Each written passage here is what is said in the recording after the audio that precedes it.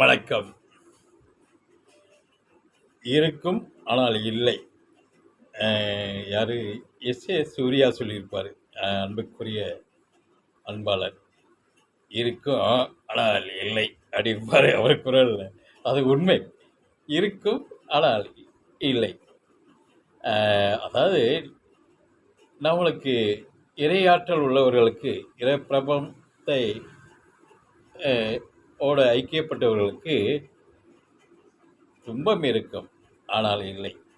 நம்மளுக்கு அது தெரிவதில்லை, வாட்டுவதில்லை. அது இருக்கும் ஆனால் இல்லை. அதே மாதிரியா நோய் இருக்கும் ஆனால் அந்த தாக்கம் இல்லை.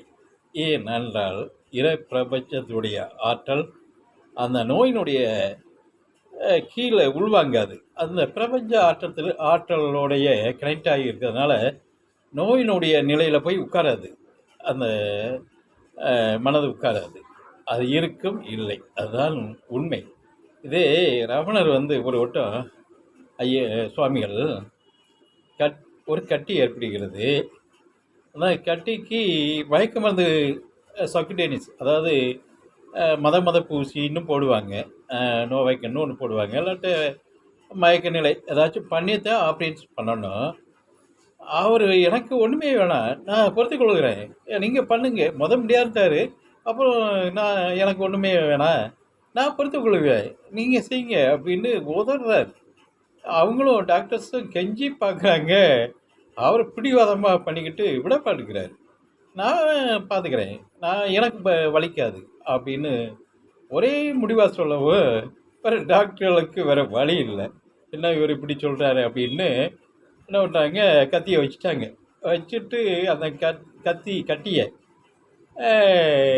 ரிமூவ் பண்ணுறாங்க. அது வர அவர் எந்தமான துடிப்பு இல்லாமல், வலி இல்லாமல், உதறல் இல்லாமல் அப்படியே இருந்திருக்கார். இது எதனால்?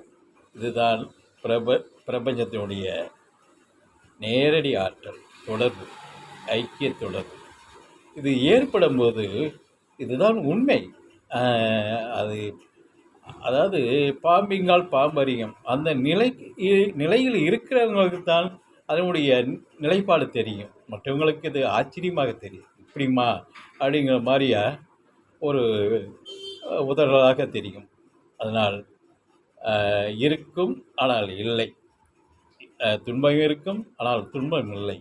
ஏனென்றால் பிரபஞ்சத்தினுடைய ஆற்றல் உள்ளவர்களுக்கு துன்பமும் துன்பமாக தெரியாது, இன்பமும் இன்பமாக